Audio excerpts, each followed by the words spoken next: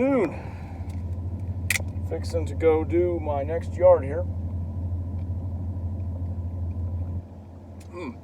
Hitting a little body armor here before I get on the road. I've just done the Flower Mound property here, as I typically do on Tuesday afternoon. But let's see this one a little bit better. Yeah, there we go. I wanted to talk about something I thought of earlier the other day. There's been a lot of changes in the industry as of late. And I know I've talked about some of those, like, for example, your battery-powered equipment and others that I've personally made, like stand-on mowers and whatnot. But another thing that I think has really become popular in the last 5 years or so has been truck ramp bed setups, like the ramp rack, for example, and the one that I run, of course, the Mow and Go Systems ramp that Dale Otero builds. Great system, great ramp, by the way. I highly recommend it. I've been using mine since 2019, and I have zero problems with it. It's been new text message from Dagso. It's been a great system for me. It's really revolutionized how I do business and how I operate. That being said, though, thinking back on it, going back about 10 years or so, or even longer, especially even longer, back to when I was working with other people, when I was still in high school and everything, you might see like maybe I might have seen one of those trailer like rampless or trailerless setups with a ramp and a bed thing kind of welded to the back of the truck and attached to the frame of the truck, like a ramp, like a dovetail built onto the bed of the truck. I might have seen one of those in my whole life, when I was in high school and working, with other people. Even when I was, going to school, when I was in college and, mowing some on the sides on the weekends, I never saw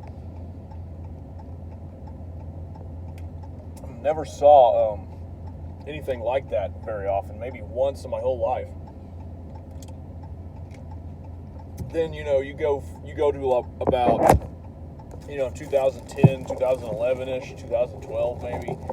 About 10 years ago, you might just start to see like one or two, every so often. I'd see one, maybe once a month at that point, or maybe, a couple times a year or something like that. You wouldn't see them that often, but you see them enough times, a couple of times to where you'd think, hey, that's something that you could do in lieu of pulling a trailer. Text message from Dagso.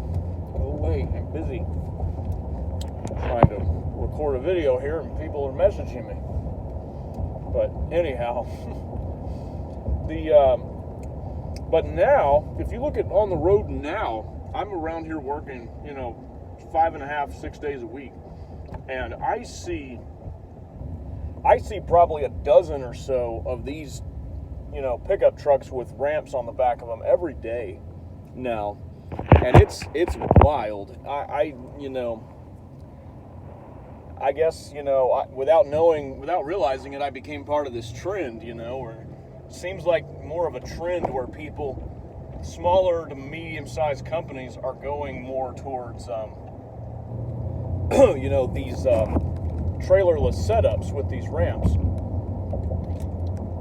I don't know that a lot of the bigger companies are doing it. I think a lot of the bigger companies are using like enclosed box trucks and whatnot, like these guys I'm driving by now. Hey, there you go. It's the company my cousin works for. Hey, all right. Well, my wife used to work for them too, in billing and accounting and whatnot, accounting services. But anyhow, yeah, these bigger companies, I think they mostly use like enclosed box trucks or big like F-350s and bigger with the big flatbeds. Some of them you'll see still pulling a trailer, but a lot of the smaller and medium-sized companies, it seems like they've shifted a lot of them to using trailerless setups, and I don't know if that's if that trend in the industry is going to keep going, or if it's going to stop and they're going to be going back to, there's going to be a lot of use of trailers again here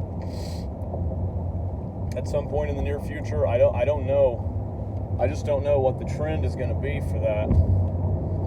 But it's interesting. I wonder if, what factors contribute to that. Like, say, is it economic concerns of like purchasing another trailer, or having to register another piece of equipment every year, paying that cost versus just having a pickup truck, with something already attached to it?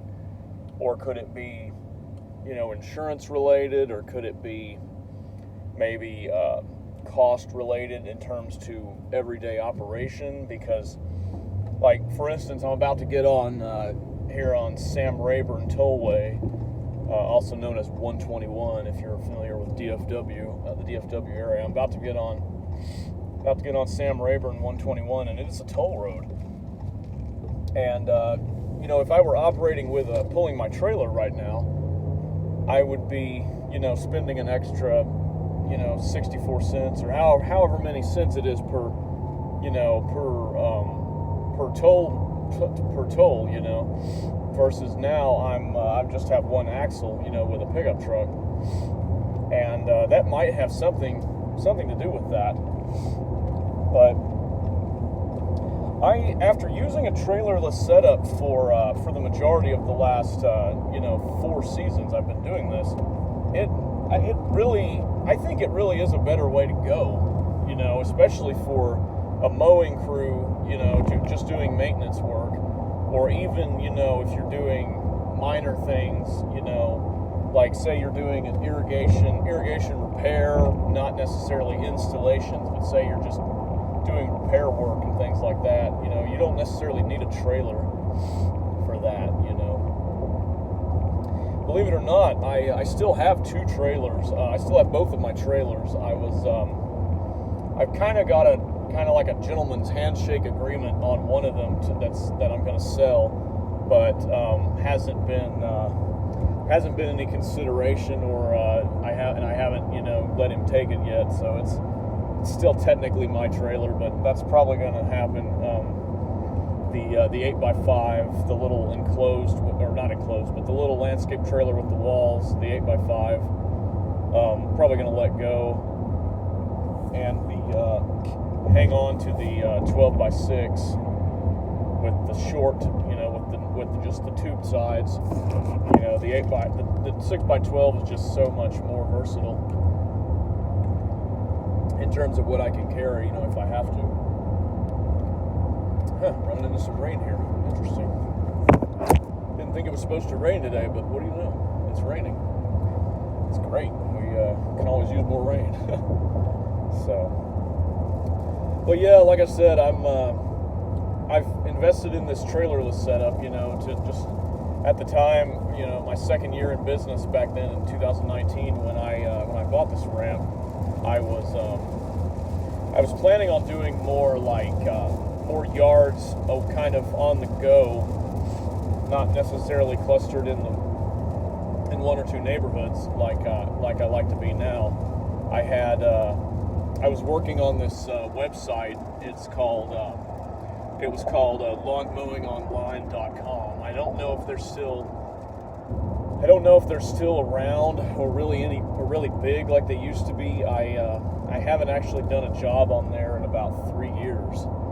So I don't know. Start of 2020 was the last time I got on there and took a job there. But it was my first year in business. It was instrumental. My first year and a half to 2 years in business. It was a great platform to launch, to get me out and get going, and on my own, fully in the business, not just doing little side work here and there. But I just got off on a half dozen tangents here. I'm sorry. But yeah, I don't know. I'm thinking that trend will probably continue as things get, maybe as the economy becomes kind of stays the way it is. I don't know if the economy improves, maybe people will go back to trailers for the majority, but it seems like, you know, the benefits definitely outweigh the negatives. I mean, it's amazing to have that gate ramp, you know, on the back there and be able to carry, you know, my 48-inch stander and a push mower, you know, trimmers, edgers, blower on the side, you know, and still be able to, you know, back into single parking spaces if I have to, or not have to worry about backing up a trailer if I get stuck down a, you know, one-way street, or if there's construction or something and I have to turn around. Or, I mean, even for the end of the day and the beginning of the day, you know, I can just back right, I can just pull into my garage and park it, and I'm done. I don't have to unhook anything, or, you know, it's a lot less complicated than backing a trailer up into a designated spot, you know. And next day I can just get up, open the door and go, you know. I don't have to hook anything up, or, you know, it's so much more convenient, and that's why I use it. And I know, you know, there's some people that probably can't, you know, or if you have a bigger machine, say, than, you know, 48 inches, you'd have to either have a ramp rack or a modified system, or one of those bed, you know, bed additions, like some of those guys make those custom welded replacement beds, you know, that people have. You'd have to have something like that, say if you were doing large fields and you had a 60-inch or something, and bigger mowers like a 72 or a, you know, a Hustler 104 or something like that. Yeah, I mean, if you do that, this system's not going to work for you. You know, it's not going to be what you need to use. But for me, you know, and the guys doing this type of maintenance work, you know, this system is perfect, and I guess I'm not the only one that thinks that, because they're slowly taking over the industry, it seems. You know, everybody nowadays, it seems like, is going that trailerless setup route. So anyway, that's my little Tuesday talk video for the day.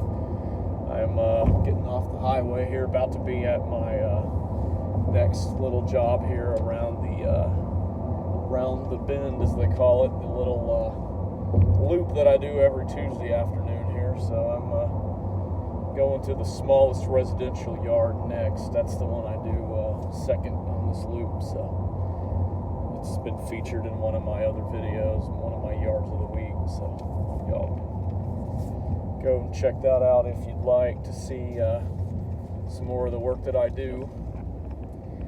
Anyway, that's pretty much all I've got for now. So take care and have a good one.